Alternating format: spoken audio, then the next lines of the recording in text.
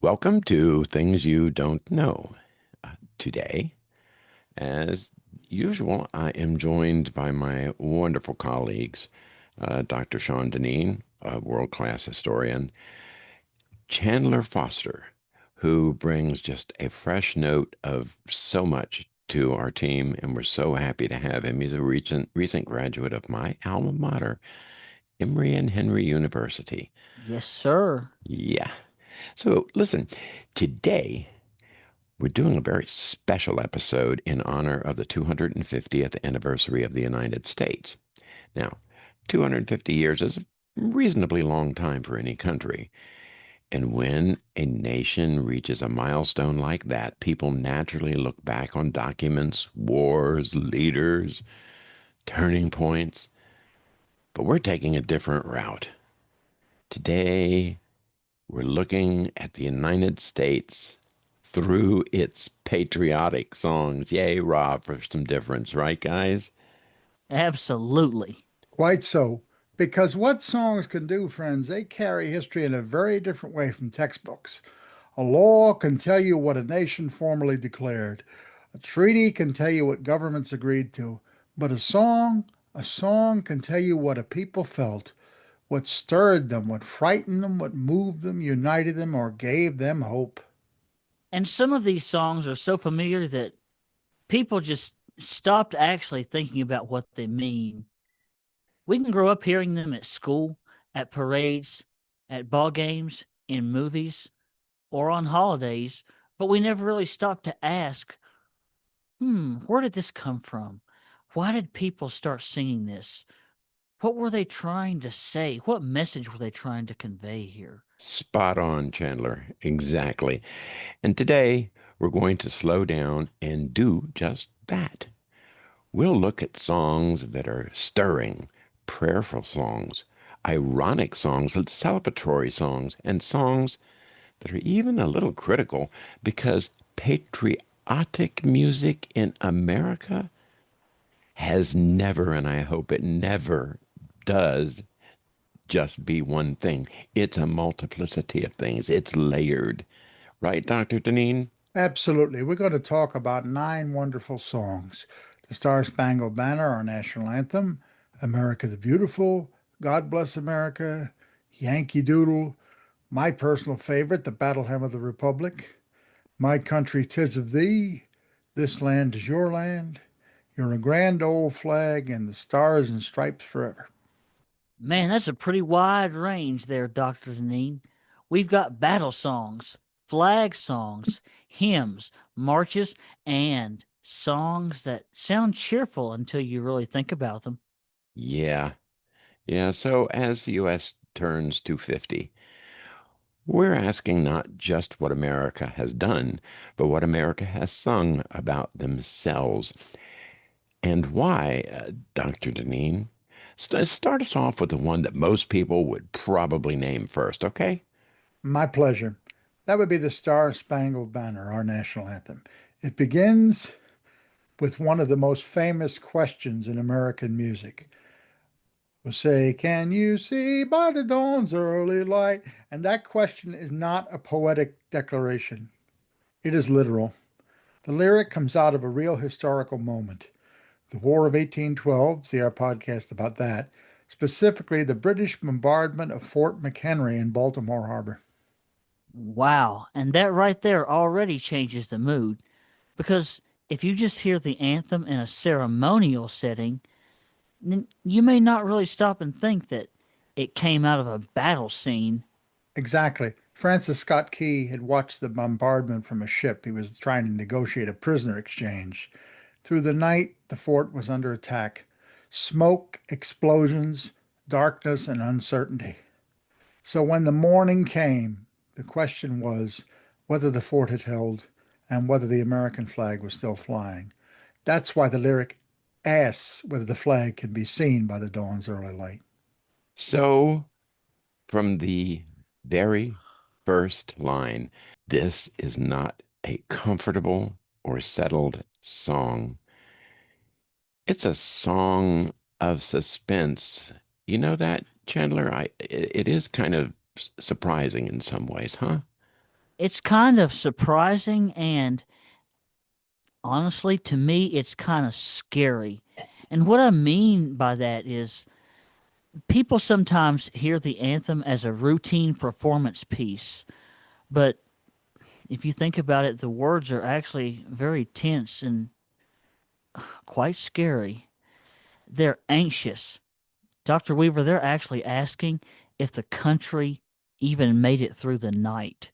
Yes, well put. To me, that is very, very scary and very tense.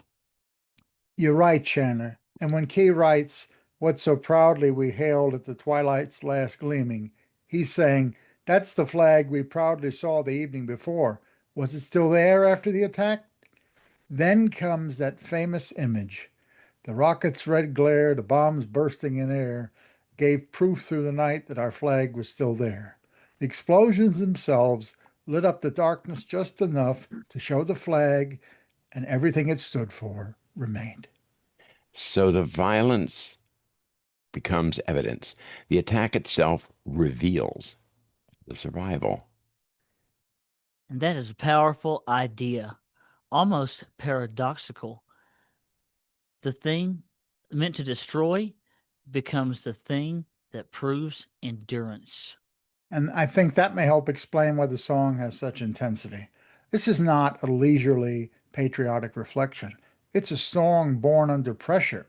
It's a song about national survival, symbolized by that flag. And of course, the flag stands for more than fabric.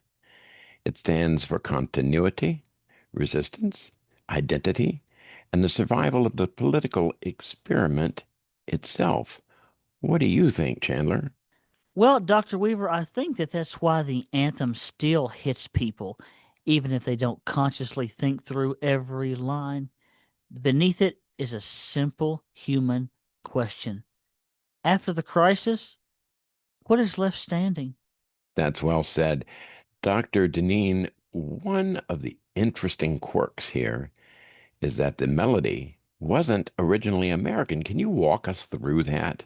Sure, Francis Scott Key wrote the words, as we said, but the melody came from an older British tune, and it wasn't a serious patriotic tune. It was a drinking song of a private club called To an Anachorn in Heaven. So there is one of those wonderful historical ironies. A song about resisting Britain is set to a melody with British roots. It also helps explain why the anthem can be difficult to sing. It was not built as a simple communal chorus. It has a very wide vocal range, and it can be challenging for ordinary singers. Which a lot of people at public events have discovered the hard way, haven't they, Dr. Weaver? Yeah. Uh, Going from "Oh, say, can you see" to "and the rocket's red glare." Yeah. Yeah. So the anthem has humbled many a confident performer, like I just humbled myself. Yes, it has, Dr. Weaver, and you just did as well. And another interesting fact is that it did not become the official national anthem immediately. It was widely used for decades, but only later formally adopted. Hmm. That reminds us that patriotic symbols often live in the culture before they are officially codified. That's actually a theme that comes up with several of these songs. They may not begin as official symbols, but people give them power through repeated use. That's right. The people often ratify a symbol before the government does. Chandler, let me hand this to you.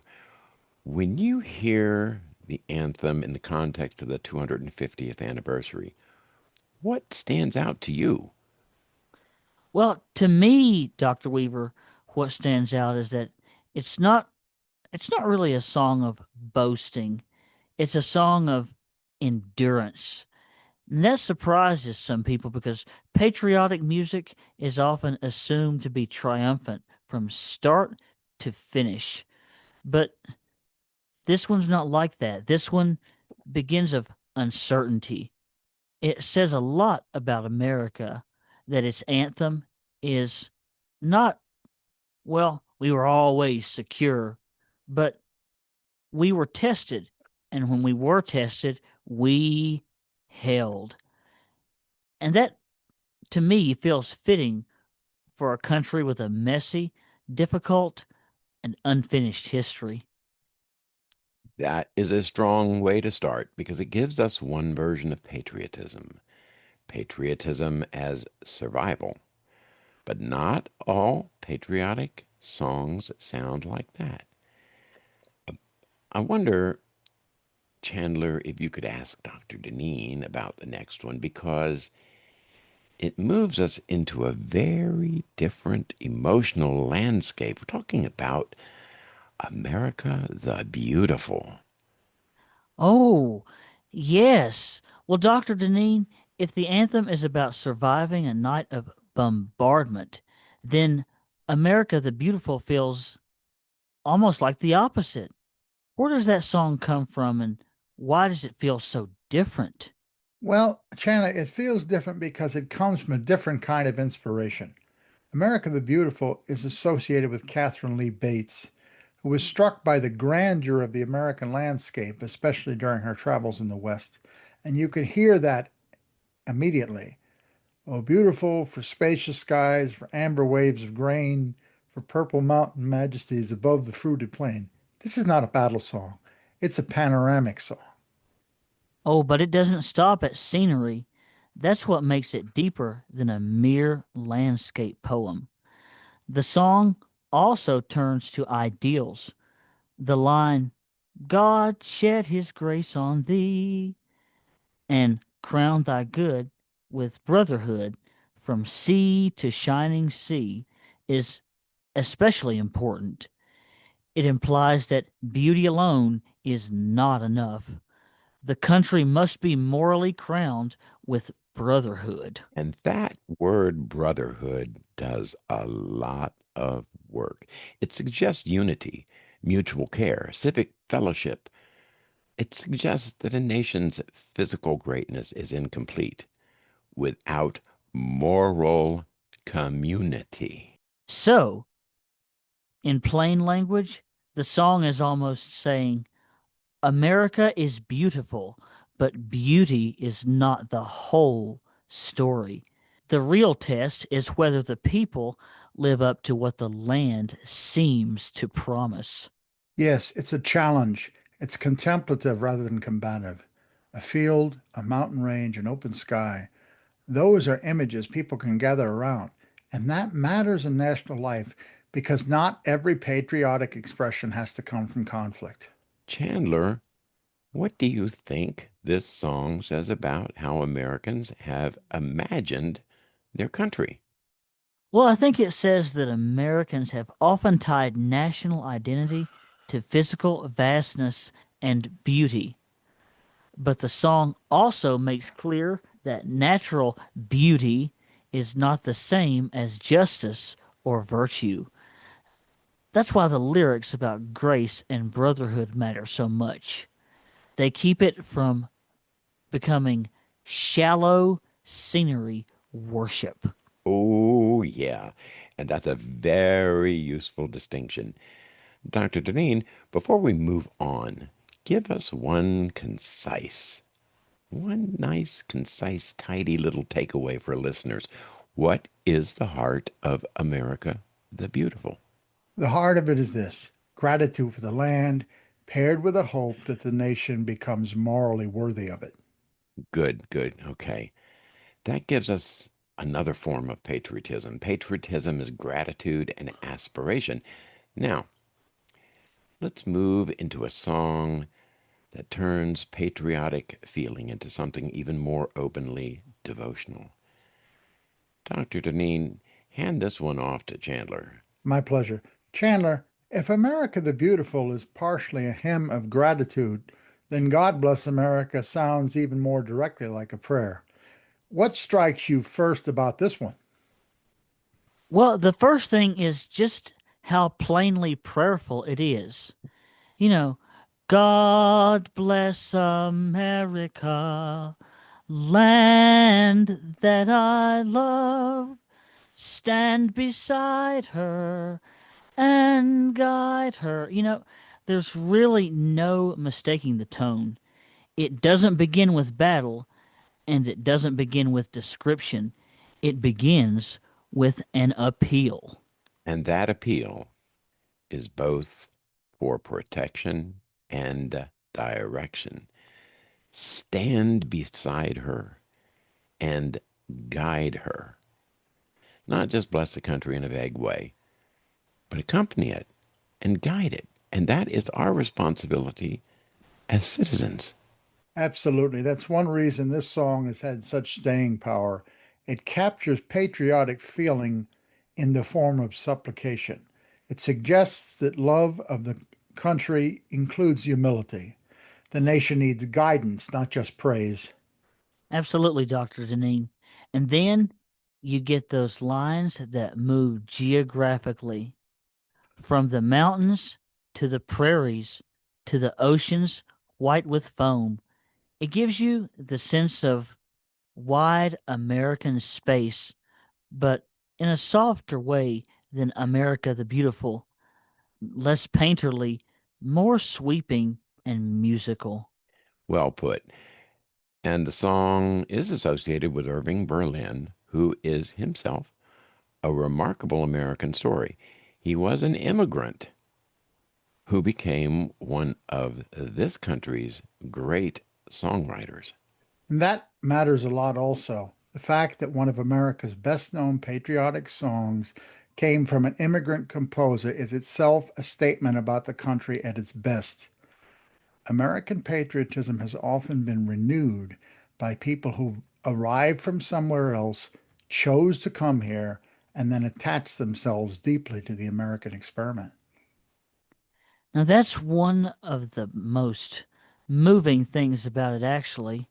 It suggests that patriotism can be chosen, not only inherited, but chosen. Yes, and the 250th anniversary. Yeah, that's a good time. It's worth emphasizing that. America has always been shaped not just by descendants of the Revolution, but by people who came later and said, in one way or another, this will be my country too. There's also something historically significant about when the song became popular.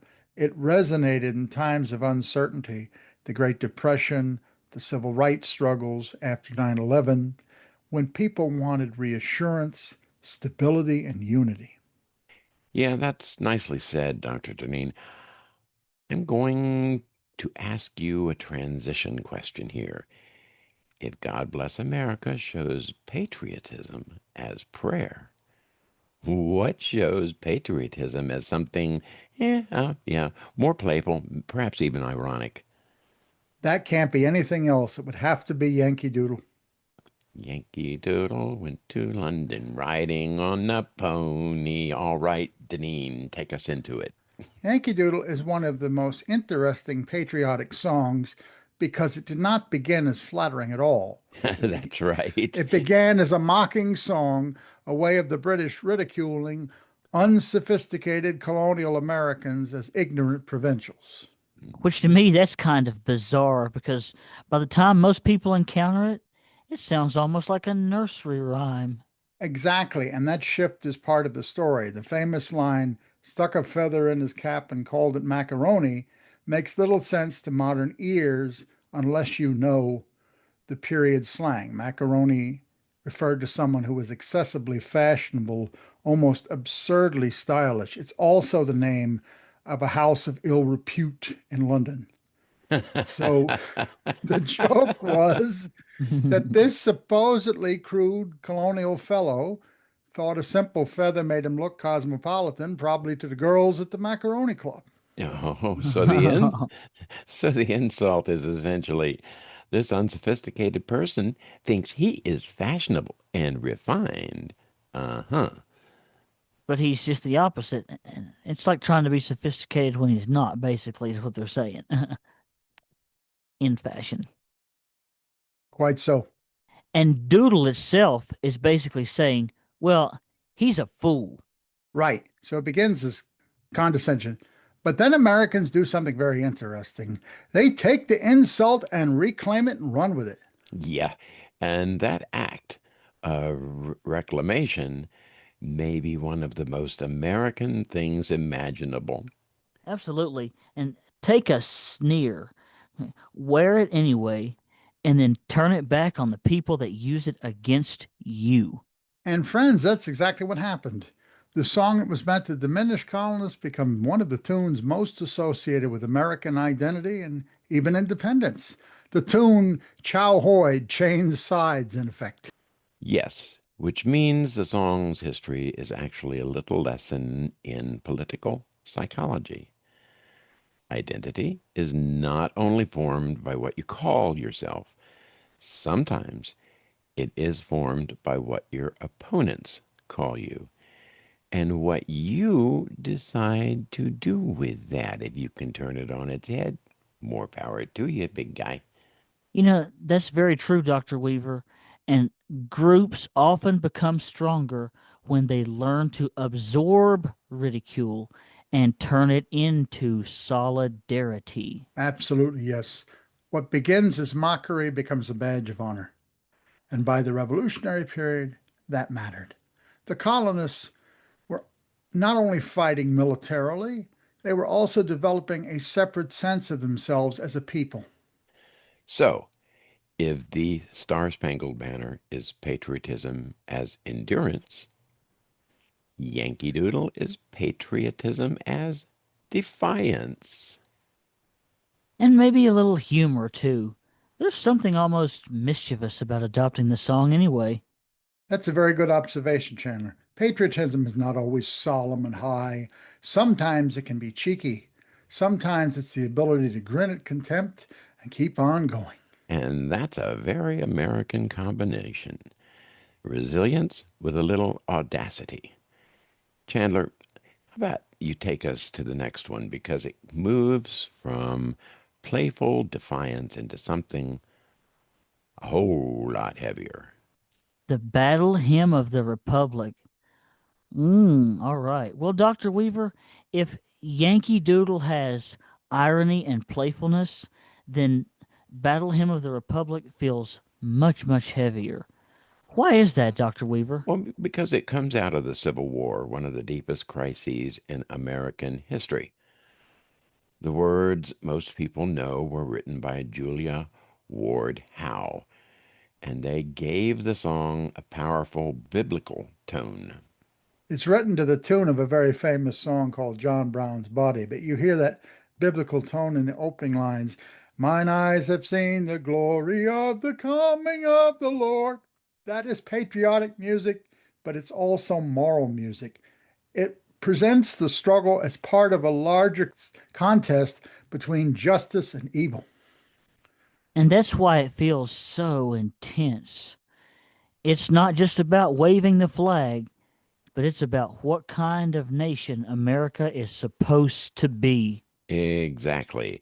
And the line, as he died to make men holy, let us die to make men free, and gives it that kind of sacrificial feeling. In the context of the Civil War, it connected patriotism to freedom and moral responsibility.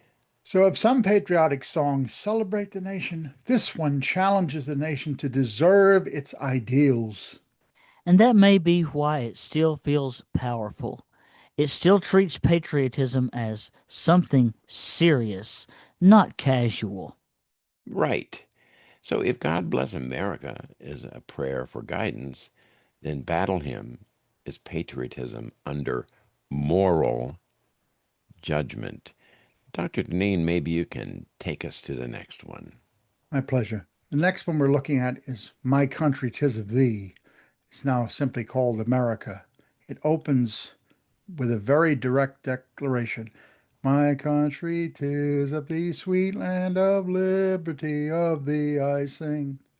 And that's probably why it's lasted so long because it's simple, clear, and centered on liberty.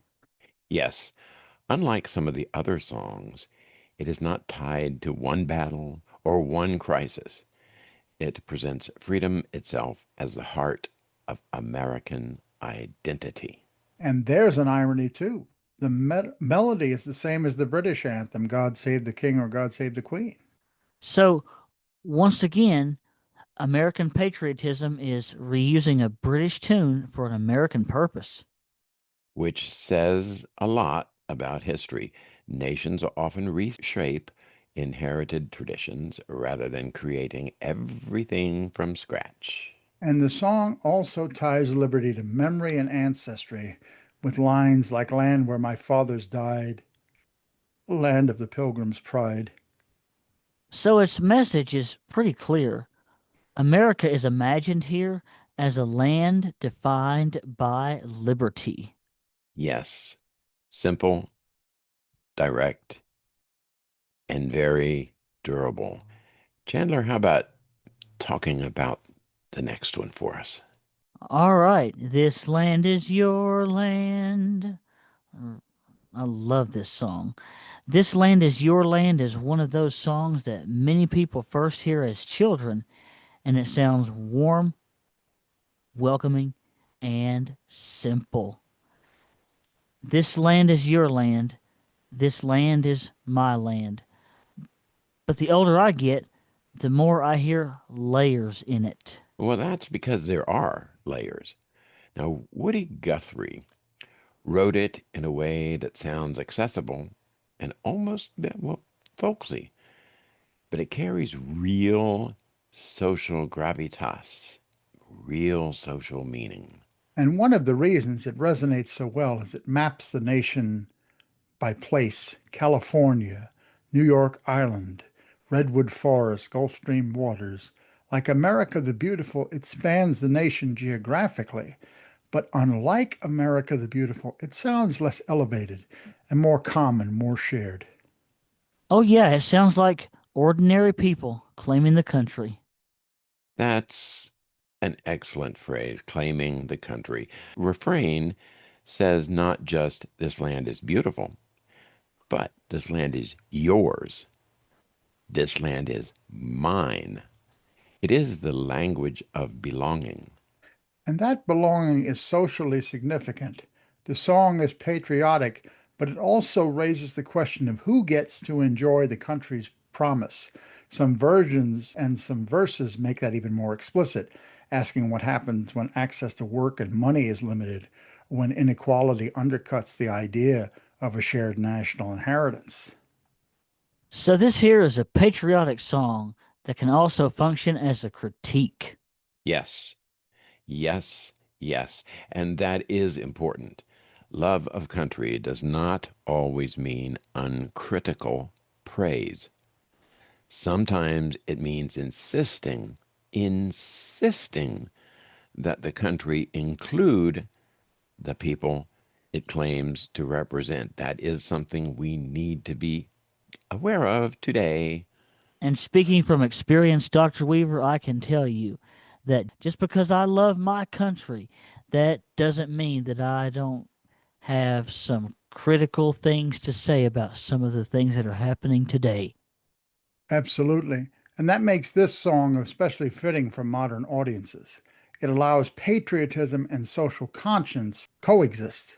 And that is probably why it has survived in so many settings. Kids can sing it as a simple song of shared belonging, and adults can hear the deeper question under it. Shared for whom?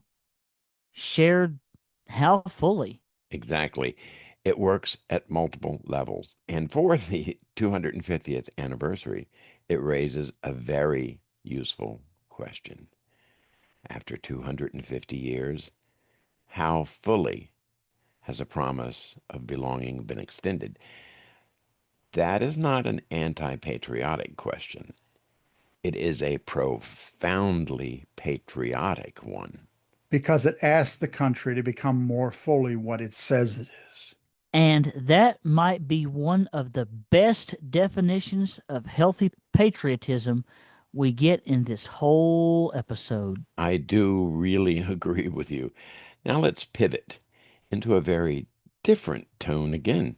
More theatrical, more cheerful, more celebratory. Dr. Deneen, I love having you do introduce this one, Dr. Deneen, because you're such a flag person. So take us up to your grand old flag. I admit, friends, that's my one vice besides lime coke. Your grand old flag gives us a much more cheerful kind of patriotism. Written by George M. Cohen, it's a bright, catchy, and openly and non-apologetically celebratory. This one feels like parades, public gatherings, and old-fashioned civic spirit. Yippers! You're a grand old flag. You're a high-flying flag. Makes the flag itself the focus of affection and pride. Unlike some of the more reflective songs, this one is meant to energize people and bring them together. So if Battle Hymn is morally intense, then this is patriotic joy. And you know what? That matters too. A nation doesn't just reflect on itself, it also celebrates itself. The song represents that festive, exuberant public side of patriotism. Now, Dr. Deneen, this one stands out because most people don't sing it in the same way, really, as they do the other ones. What makes the Stars and Stripes Forever so important, really, anyway? Because patriotism is not only lyrical, sometimes it's rhythmic, ceremonial, and instrumental. The Stars and Stripes Forever, composed by John Philip Sousa, became one of the defining American marches. People hear it and immediately think of parades, bands, Eagle Scout courts of honor, national ceremony, movement, and collective excitement. And the title itself does a lot of symbolic work. The Stars and Stripes Forever is almost a pledge in miniature. May the flag endure. May the nation endure. May the symbol remain. You know, one of the reasons I chose to include this piece is my first teacher of conducting and clarinet, Dr. John Wygant, was the conductor of the Sousa band for a while. And at his encouragement, I wrote a simple march, and Dr. Wygant let me conduct the Sousa band in playing that march. Now get us back on track, Chandler, okay? I sure will, Dr. Weaver, but that was interesting. But even without famous sung verses, the Stars and Stripes Forever communicates national feeling very effectively. Wouldn't you agree, Dr. Deneen? I would, exactly. Music can do that without words. The structure, the tempo, the brightness, and the momentum all generate a public emotional effect. This is music built for processions, for spectacle, for shared civic space. Which is why it matters in the American patriotic tradition. Not all national culture is verbal. Bands, marches, instrumental themes, these shape memory too. And I think that's a good point, Dr. Weaver, because it's really easy to forget in a discussion like this. Because when we say patriotic songs, people often think only of lyrics. But some patriotic music works by feel before meaning. Yeah, that's right. Emotion can arrive before interpretation. And that's part of Sousa's achievement. He contributed to a sonic identity for public America, an audible style of ceremony. I think because we don't have a royal family or a state church or an aristocratic class except with money, the flag sort of becomes the embodiment of the republic's ideals. So, if your grand old flag is patriotic singing in a festive public mode, the Stars and Stripes Forever is patriotic sound in a marching public mode. Exactly. And with that, we've got a remarkable spread of songs and musical types.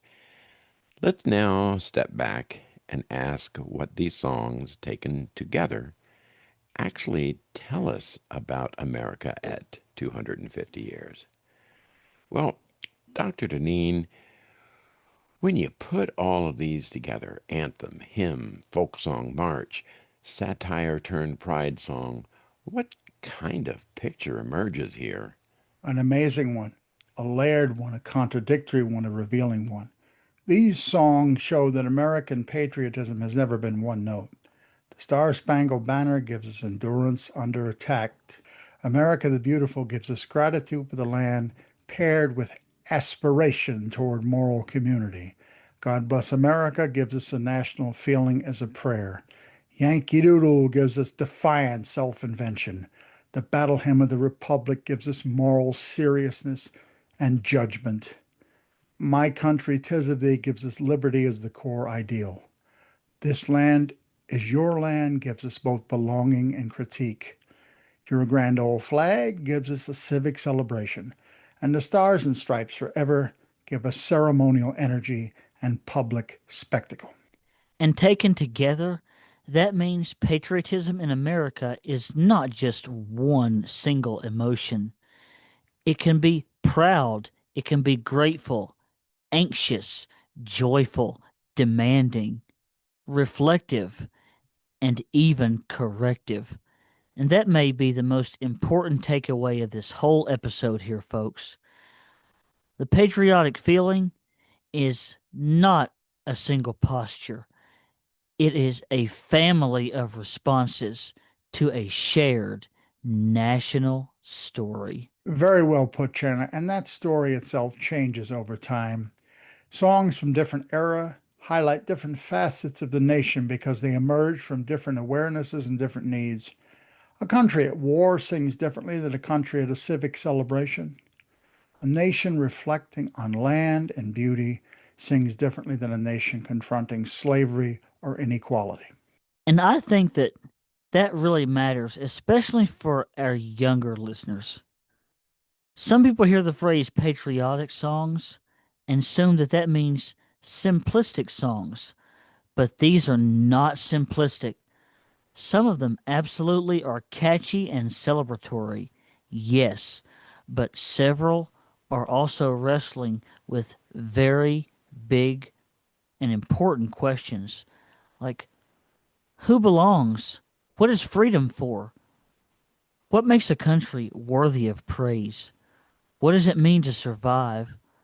What does it mean to live up to your own ideals? Yes, that is correct.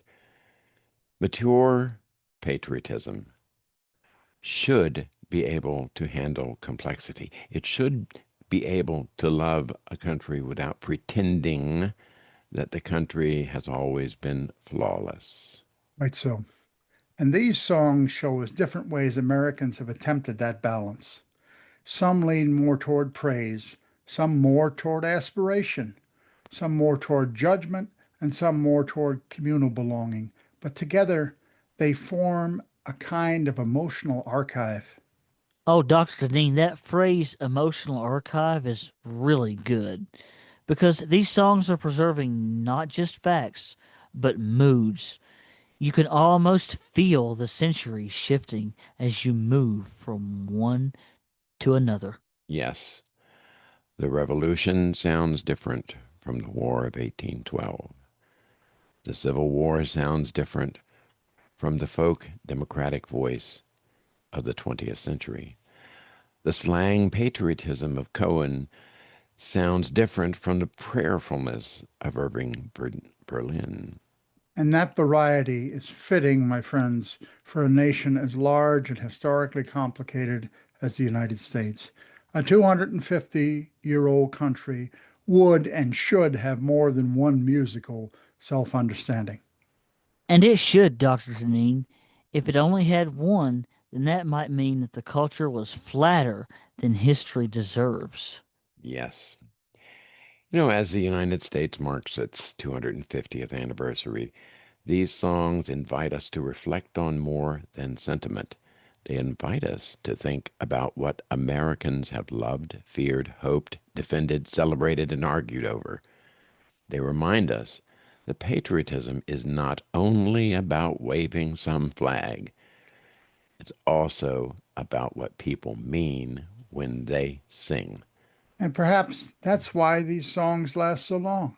A law can be amended, a policy can be repealed, a monument can be reinterpreted or even taken down. But songs stay in circulation.